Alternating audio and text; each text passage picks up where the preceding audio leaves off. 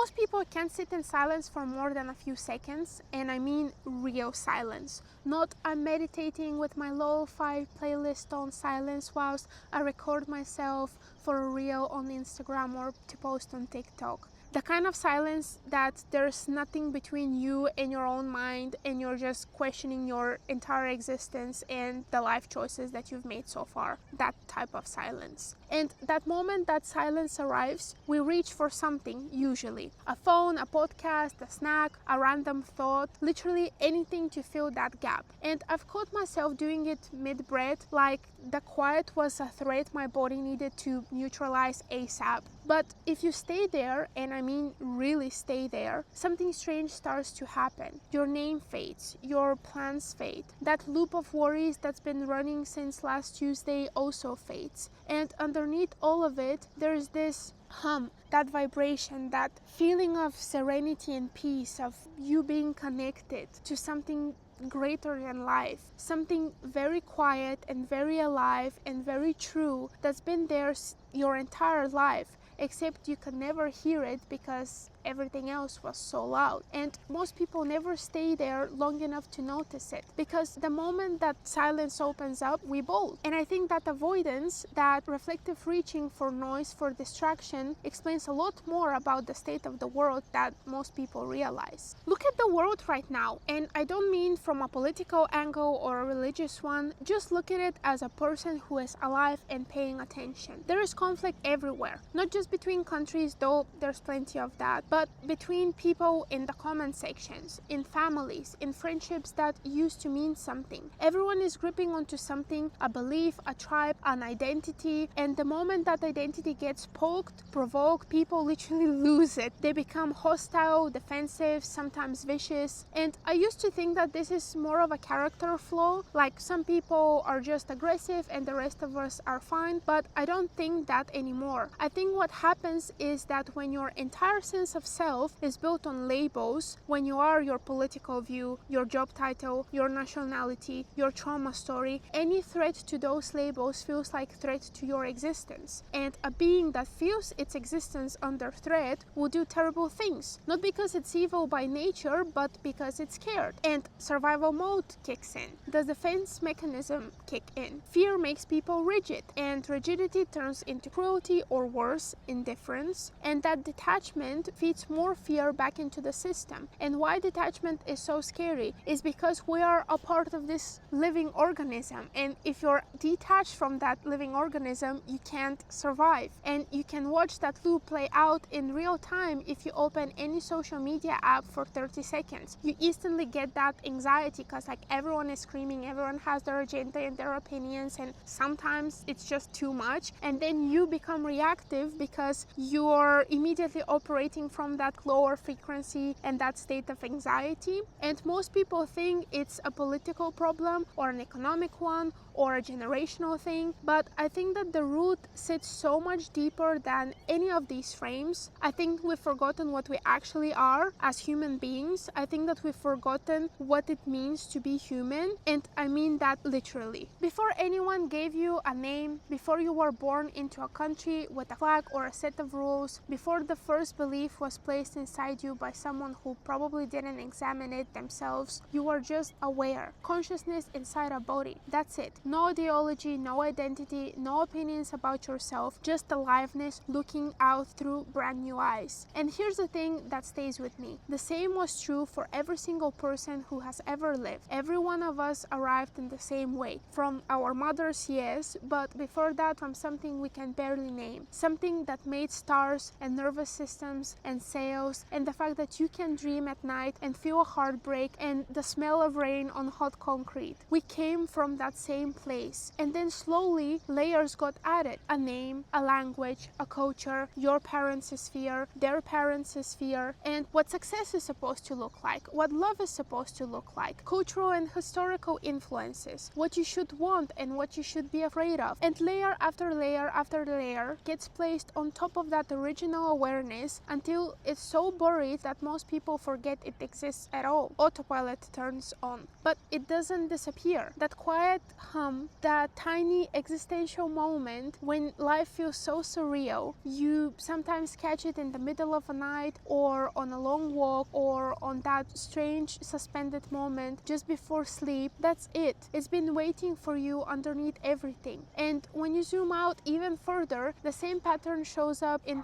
physics. Everything in the known universe expanded from one point, one singularity. Every atom that would ever become a star, a tree, a human cell, you, was contained in that single origin. You're not a thing living inside the universe. You are the universe folded into a specific shape for a little while, looking back at itself through very particular eyes, which are your eyes. Mandelbrot proved this with fractals. The same spiral in a galaxy, in a seashell, in the whirl of your fingertip, as above, so below. You're a walking reflection of everything that exists. And the fact that most of us go through our days worried about emails and taxes without ever stopping to feel the weight of that is honestly kind of wild. So if that's the reality underneath the surface, how does this actually play out in your life? Because I'm not interested in ideas that sound beautiful and do nothing. Here's the simplest model I found, and it's one that keeps showing up whether I'm reading quantum physics or ancient philosophy or the research coming out of the HeartMath Institute. The universe behaves less like a machine and more like a mirror. It reflects your internal state back at you, not what you say you want, not the affirmations that you repeat this morning through your mind. It's what you actually are at the level of your frequency, the felt reality of your body right now underneath the performance. Your heart produces an electromagnetic field that's roughly 60 times greater than the one your brain produces. It's not just a pump. It perceives, it communicates, it transmits. And when your brain is thinking one thing, but your heart is feeling something completely different, the signal you sent out, it's scrambled. It's like trying to tune a radio to two stations at once. So you can say, I'm at peace and everything is great and I'm living in my life in abundance every morning, while your chest is tight and your jaw is clenched and your stomach hasn't unclenched since, I don't know, 2020. And the mirror doesn't hear your words. It reads your signal. And when the signal is split, the reflection is confused. It's half formed. And that nagging feeling of something should be working but isn't, that's what a scrambled signal produces. Maltz figured this out in the 1960s from a completely different direction.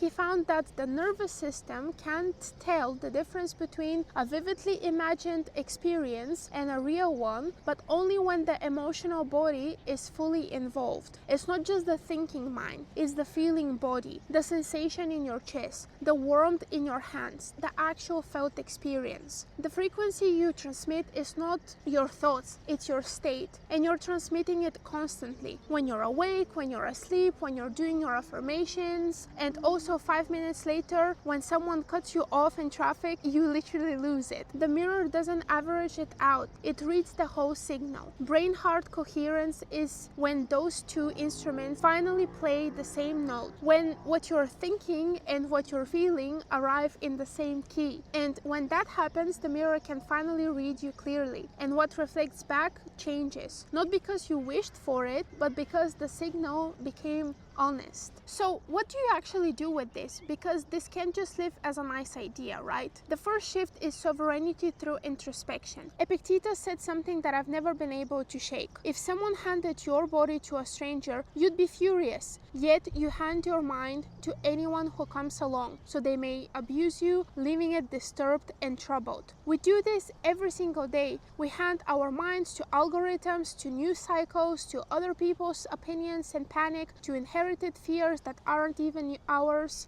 Then we wonder why our inner world is chaotic. Your mind is the instrument through which you transmit. If someone else is playing it, the song is not yours. So the first practice is just watching, observing.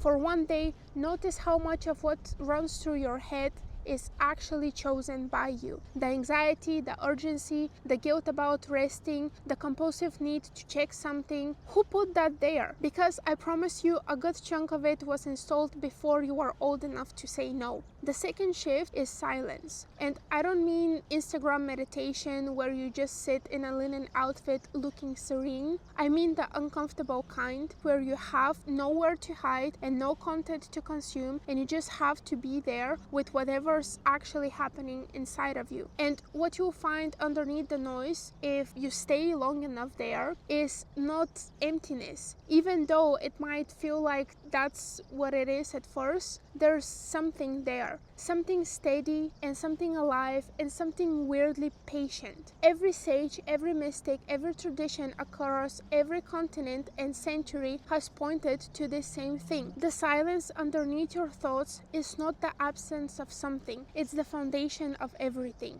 The third shift, and this is the one that actually changes your life, is learning to create from that place. Most people build their entire lives from a clenched state. What will people think? What if I fail? What if I'm not good enough? And everything built from that contraction carries the frequency of fear, whether it's a relationship, a career, a social media post, or a conversation. You can feel it. We've all been around someone whose energy was tight and striving, and we can't quite relax in their presence. That's fear in the signal. But when you create from stillness, from that quiet, connected place underneath the noise, something different moves through you. The Zen tradition calls it the hollow bamboo, a reed empty of itself through which the wind plays music. And what comes through you when you stop clenching is more alive, more original, more authentic, and more yours than anything your anxious mind could have assembled. Tesla says, the day science begins to study the non-physical phenomena, it will make more progress in 1 decade than in all the previous centuries of existence. And quantum physics is starting to confirm what the mystics also knew. Consciousness is not a byproduct of matter, it's the fundamental. The observer shapes the observed. Reality doesn't happen to you, it happens through you, which means your inner world is not a side project, it's the foundation. As within, so without.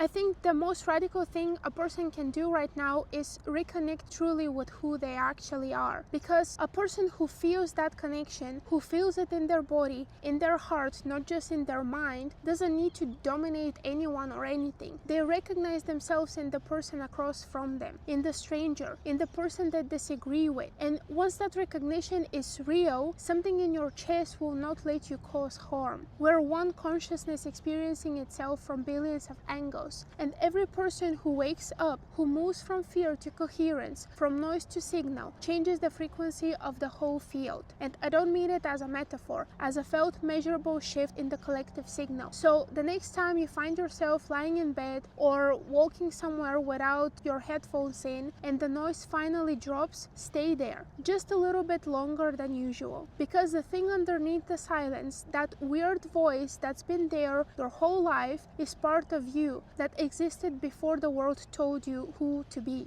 And you don't need anyone's permission to reconnect with it. You don't need a teacher, a tradition, or a system. You are the portal, the source, the solution, or salvation. Words doesn't matter, we need to read between the lines here. The thing you've been looking for doesn't live above you, outside of you, or ahead of you. It's what you're made of. It's the thing breathing you right now. To be cheesy, I'll say it's the miracle of being alive. And it is a miracle to be alive. We forget about it on a regular basis, swamped with trivial tasks that don't matter at all in the grand scheme of things. As when you zoom out very, very far away, we're just a strange animal floating on a spinning rock somewhere in the never-ending vastness of the universe. You've been just looking at the mirror and forgetting that that reflection is you. By the way, I write about this every week on my newsletter, The Conscious Drop on Substack. It's where I go deepest into these ideas and rambles. The link is in my bio. If you want, you can check it out. And if someone came to mind whilst you were watching this, please send it to them. Sometimes one conversation is all it takes. Also, if my weird resonates with your weird, subscribe. I'm super excited to connect with you, and I hope to see you in the next video where I'm gonna talk about why affirmations alone don't work.